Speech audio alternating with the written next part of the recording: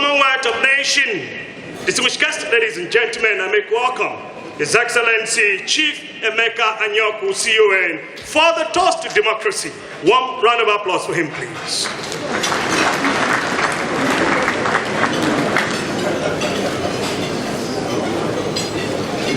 Another very robust warm round of applause for the elder statesman.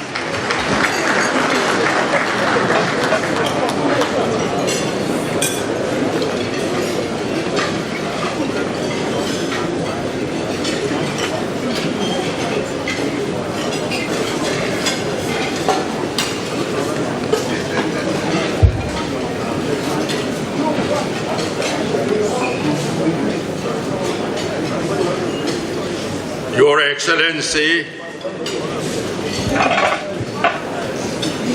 Dr. Goodluck Ebele Jonathan, President, Commander-in-Chief of the Armed Forces of the Federal Republic of Nigeria, Your Excellency, General Muhammadu Buhari, President-elect of the Federal Republic of Nigeria, Your Excellencies, visiting presidents and representatives of heads of government, Your Excellency, Architect Namadi Sambo, Vice President of the Federal Republic of Nigeria, Your Excellency, Professor Yemi Oshibajo, SAN, Vice President of the Federal Republic of Nigeria, the distinguished Senate President, Chief David Mark, my Lord Mahmoud Mohammed, the Chief Justice of Nigeria, Your Excellencies, the former presidents and heads of state of Nigeria, distinguished ladies and gentlemen, may I be allowed to stand at this point on existing protocol. I regard it as an honor and privilege to be asked to propose a toast to democracy at this historic banquet. For us in Nigeria, a state dinner on the eve of the inauguration of a new president should happen once in 4 years and should provide a social occasion for the outgoing president to say au revoir and formally introduce the incoming president to the state guests. Democracy as a system of government began over 2,500 years ago in Athens, in ancient Greece. But it acquired its most modern definition and characteristics in Abraham Lincoln's famous words that it is the government of the people, by the people, and for the people. The essence of this is that democracy is government by persons chosen by the people to govern and be accountable to the people who've chosen them. Thus, election being the process by which people choose their government is a basic ingredient of democracy. Although the precise structure of democratic government may vary with different national circumstances, there are other essential ingredients of every genuine democracy. They include accountability, freedom of speech and association, the rule of law, the independence of the judiciary, and respect for human rights.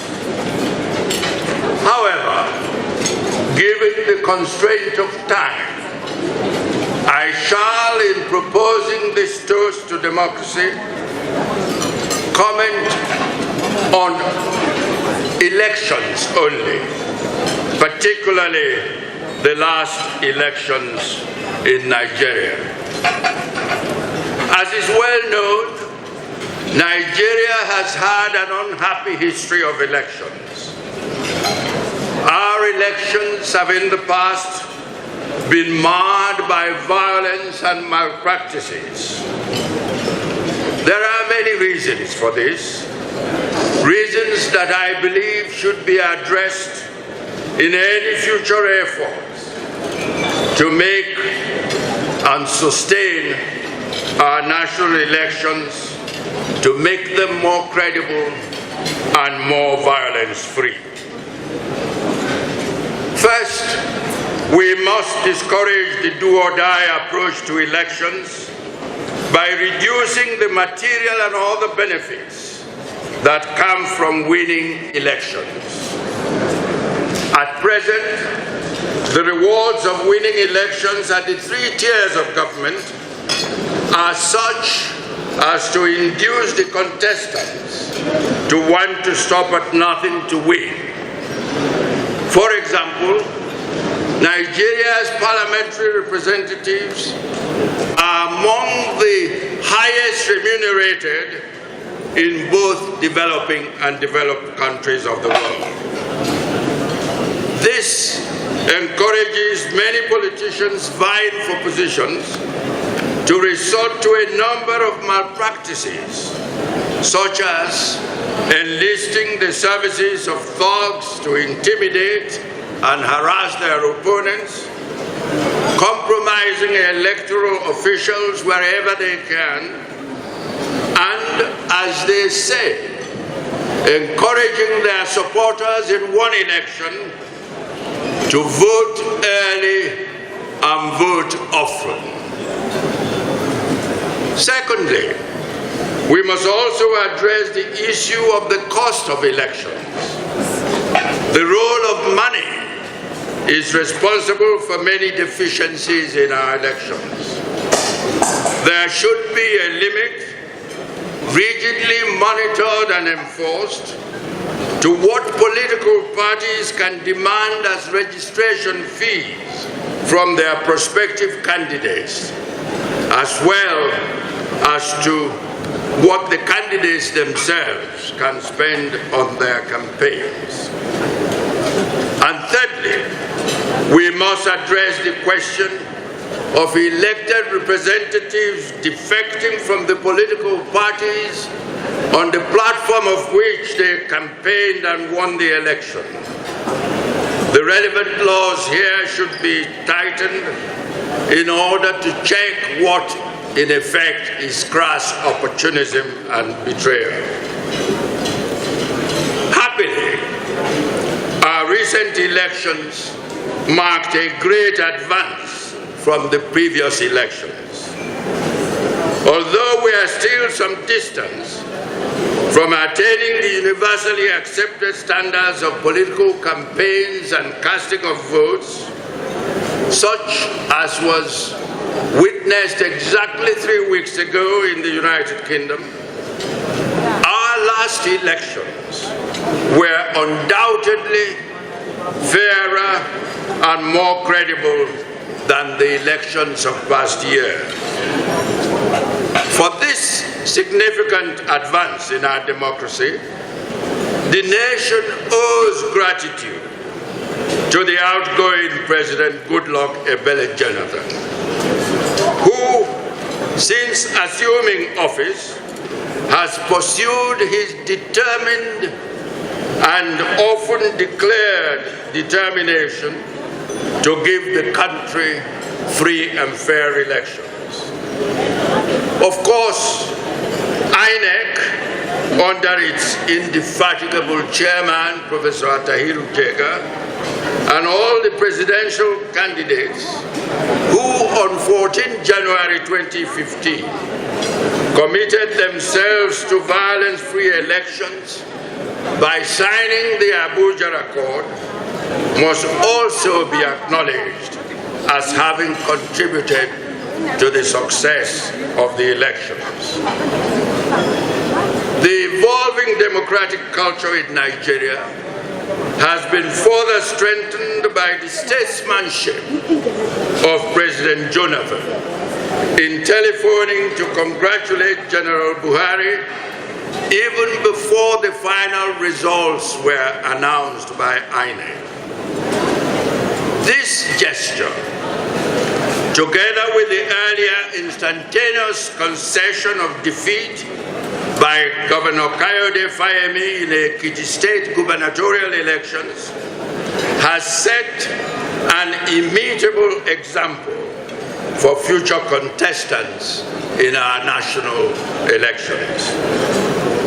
By that singular act, President Jonathan doused the prevailing tension in the country and proved wrong the doomsayers who had predicted chaos and even a breakup of Nigeria after the 2015 elections.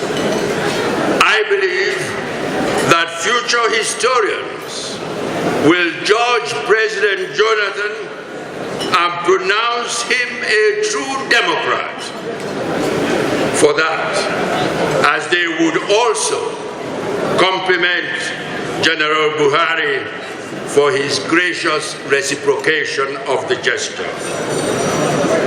Tomorrow, General Muhammadu Buhari will be sworn in as our new president, Commander-in-Chief of the Armed Forces of the Federal Republic of Nigeria, and Professor Yemi Oshibajo serve as the new Vice President.